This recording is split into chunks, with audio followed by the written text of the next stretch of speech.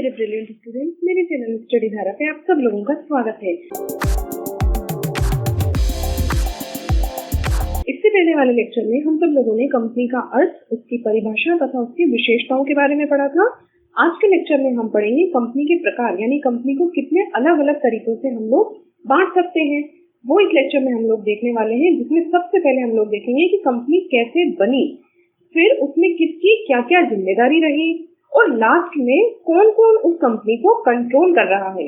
इन सारे आधारों पर हम कंपनी के अलग अलग प्रकारों को पढ़ेंगे।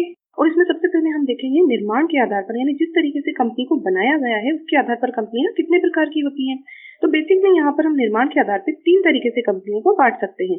पहली होती है शाही कंपनी यानी कि चार्टर्ड कंपनी, दूसरी वैधानिक यानी कि स्टैट्यूटरी कंपनी, तीसरी होती है पंजीकृत यानी कि रजिस्टर्ड कंपनी। इसमें सबसे पहले हम शाही यानी कि चार्टर्ड कंपनी को समझते हैं। अब देखिए, शाही यानी नाम से ही पता चल रहा है कि ये किसी न किसी राजा या रानी से रिलेटेड है।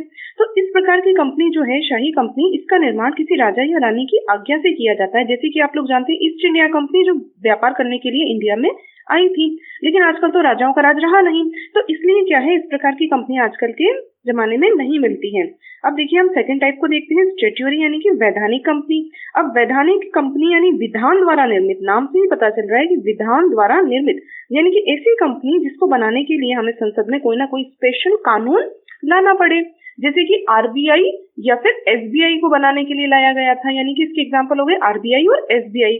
अब नेक्स्ट टाइप यहाँ पर देखिए, नेक्स्ट है हमारी पंजीकृत या रजिस्टर्ड कंपनी, जिसको रजिस्टर करवाया गया हो। तो ऐसी कंपनी जिसका निर्माण भारतीय कंपनी अधिनियम 1956 या इससे पहले के किसी भी कंपनी अधिनियम के अंतर्गत किया गया होता है। अब हम नॉर्मली जिन भी कंपनियों के बारे में पढ़ते हैं या देखते हैं अपने आसपास, वो कौन सी कंपनियां होती हैं? रजिस्टर्ड कंपनियां। अब हम इन रजिस्टर्ड कंपनियों के बारे में ही आगे पढ़ रहे हैं।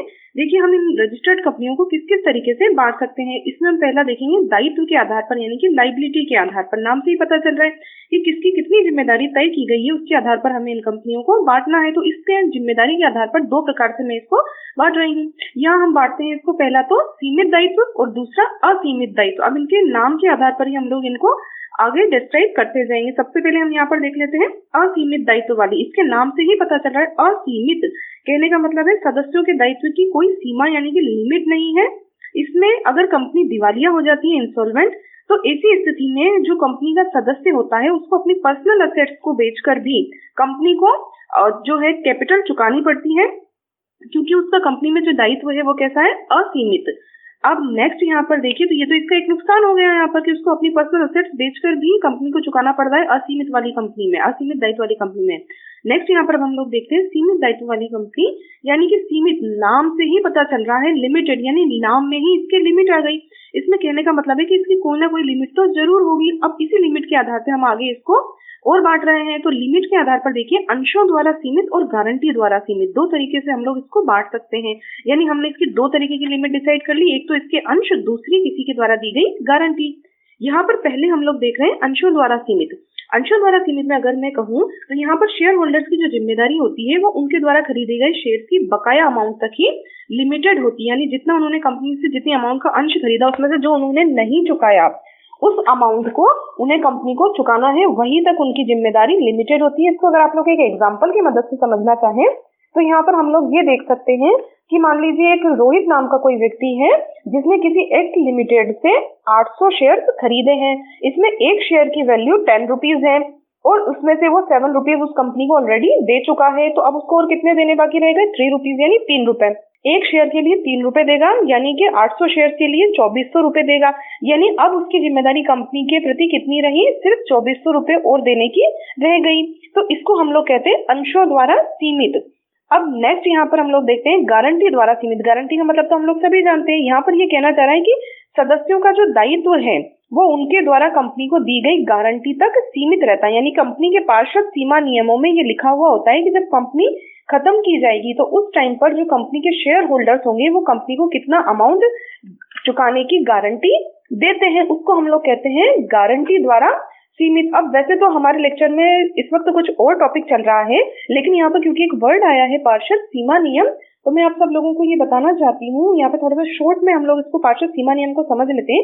ये पार्षद सीमा नियम जो होता है वो कंपनी और बाहर वाले जितने भी लोग होते हैं उन सबके बीच में कैसे अधिकार, कैसे संबंध रहेंगे, इनका एक सीमा को बताता है, इसलिए इसका नाम रखा गया है पार्षद सीमा नियम। चलिए अब वापस हम लोग अपने लेक्चर पर आ जाते हैं, जिसमें हम लोग कंपनी को पढ़ रहे थे।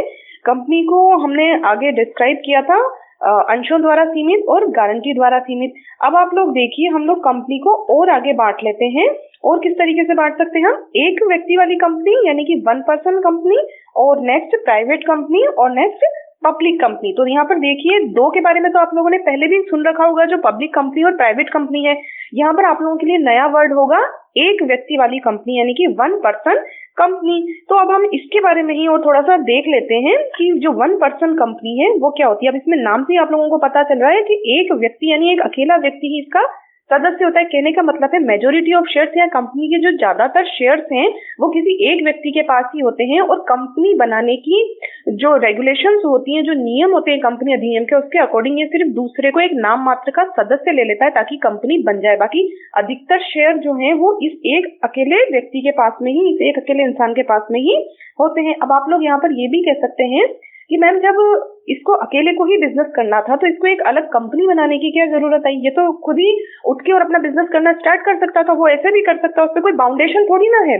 तो ऐसी स्थिति में क्या होगा, यहाँ पे देखिए कंपनी बनाने का इसको क्या फायदा हुआ कि अगर ये अकेला अपना बिजनेस स्टार्ट करता तो ऐसी स्थिति में इसकी जो जिम्मेदारियां हो जाती है वो इसकी पर्सनल असेट्स तक भी आ जाती है। अगर इसको बिजनेस में कोई लॉस हो जाता तो वो सारा लॉस इसको अपनी पर्सनल असेट्स यानी संपत्तियों से भी चुकाना पड़ता। घर, मकान, दुकान, कार सब नीलाम हो जाते हैं लोगों के, जैसा कि आप लोग जानते हैं बिजनेस लॉस होने पर। कंपनी बनाने से क्या हुआ इसको फायदा कि कंपनी बनाने से इसकी जिम्मेदारियां उसमें इन्वेस्टेड कैपिटल तक ही लिमिटेड हो गई, सीमित हो गई। साथ के साथ ही इसका अस्तित्व और कंपनी का अस्तित्व अलग अलग हो गया। यानी कि इन केस अगर लॉस हो भी जाता है तो ये सिर्फ इन्वेस्टेड कैपिटल की अमाउंट तक ही कंपनी को देने के लिए जिम्मेदार है, उससे ज्यादा के लिए ये लायबल बिल्कुल भी नहीं रहेगा। तो इस प्रकार से इसको एक व्यक्ति को, अकेले व्यक्ति को कंपनी बनाने का फायदा हुआ। अब देखिए नेक्स्ट यहाँ पर हम लोग देखते हैं प्राइवेट कंपनी और पब्लिक कंपनी के बारे में हम लोग थोड़ा सा देख लेते हैं। प्राइवेट कंपनी, प्राइवेट यानी कि जो किसी की प्राइवेट या पर्सनल हो, नाम से पता चल रहा है। अब इसमें क्या होता है कि जो प्राइवेट कंपनी होती है उसको बनाने के लिए कम से कम जो अंश पूंजी की जरूरत पड़ती है शेयर कैपिटल की, वो पड़ती है 1 लाख रुपए। आप चाहें तो इससे ज्यादा भी रख सकते हैं, लेकिन कम से कम आपको 1 लाख रुपए तो इसमें रखने ही पड़ेंगे। साथ ही साथ इसमें कम से कम 2 लोग होने चाहिए जो मिलकर के ये कंपनी स्टार्ट करे, और इसकी मैक्सिमम संख्या जो होती है सदस्यों की वो होती है 200। यानी कि आपको कम से कम 2 लोगों को मिलकर के ये कंपनी स्टार्ट करनी है और ज्यादा से ज्यादा आप 200 लोग इस कंपनी में हिस्सेदार हो सकते हो। और यहाँ पर एक जो इसकी इम्पोर्टेंट फीचर है वो ये है कि जो प्राइवेट कंपनी होती है वो अपने शेयर्स और डिबेंचर जनता के लिए इश्यू नहीं करती। यानी जो नॉर्मल हम और आप जैसे लोग हैं वो इन प्राइवेट कंपनी के शेयर्स को नहीं खरीदते, क्योंकि ये हम लोगों को अपने शेयर्स नहीं बेच रही होती है। साथ ही इसका एक इम्पॉर्टेंट फीचर ये भी है कि जो प्राइवेट कंपनी होती है वो अपने नाम के लास्ट में प्राइवेट लिमिटेड शब्द लगाती है। आपने कई सारी कंपनियां देखी होंगी जिनके नाम के लास्ट में आप लोगों ने प्राइवेट लिमिटेड लिखा हुआ देखा होगा, पीवीटी, प्राइवेट लिमिटेड। इसके अलावा जो दूसरी कंपनी हम लोगों ने अभी डिस्कस की थी वो थी पब्लिक कंपनी। अब पब्लिक कंपनी के बारे में अगर आप लोग देखें तो पब्लिक कंपनी को बनाने के लिए आपको कम से कम 7 लोगों की जरूरत पड़ती है। 7 से कम लोग इसमें नहीं होने चाहिए और ज्यादा की संख्या पर कोई लिमिट नहीं है, यानी कम से कम 7 और ज्यादा से ज्यादा कितने भी हो सकते हैं। साथ ही आप लोगों को इसको बनाने के लिए जो कैपिटल की जरूरत पड़ती है वो कम से कम 5 लाख रुपए होनी चाहिए। ज्यादा तो आप कितनी भी रख सकते हैं, लेकिन कम से कम 5 लाख रुपए होने चाहिए। साथ ही यहाँ पर जो पब्लिक कंपनी होती है उसका एक इम्पोर्टेंट फीचर ये भी होता है कि जो पब्लिक कंपनी है वो अपने शेयर्स और डिबेंचर्स जनता के लिए, हमारे और आपके जैसी नॉर्मल जनता के लिए इश्यू करती है शेयर मार्केट में, जिसको कि हम लोग आराम से खरीद और बेच सकते हैं। इसके साथ ही आप लोग ये भी देखिए जो पब्लिक कंपनी होती है वो अपने नाम के लास्ट में जैसे प्राइवेट कंपनी ने क्या लगाया था, सिर्फ प्राइवेट लिमिटेड, ऐसे ही जो पब्लिक कंपनी होती है वो ओनली लिमिटेड शब्द लगाती है अपने नाम के लास्ट में। ये देखिए यहाँ पे मैंने पब्लिक और प्राइवेट कंपनी के कंपैरिजन की एक लिस्ट दे दी है, आप पॉज करके यहाँ पे इसको देख सकते हो। ये अंतर इंपॉर्टेंट है, एग्जाम में पूछा जाता है, इसलिए यहाँ पर मैंने इसको एक साथ में दे दिया। इसके साथ ही यहाँ पर मैंने इस लेक्चर में जो अलग अलग कंपनियों के प्रकार पढ़ाए उनको भी एक चार्ट के रूप में ही यहाँ एक साथ में मैंने दे दिया, जिससे आप लोगों को याद करने में आसानी रहे। इसमें क्या है, छोटे छोटे से क्वेश्चन एग्जाम में पूछे जाते हैं, इसलिए ये इंपॉर्टेंट है। अब देखिए, इस चैप्टर को आगे हम अपने अगले लेक्चर में कंटिन्यू करेंगे, जिसमें हम लोग टॉपिक पढ़ेंगे अंश और उसके प्रकारों के बारे में। मिलते हैं मेरे अगले वीडियो में, तब तक के लिए अपना ध्यान रखें। वीडियो अच्छा लगा हो तो इसको लाइक करें, चैनल को सब्सक्राइब करें और अपने दोस्तों के साथ इसे शेयर करें।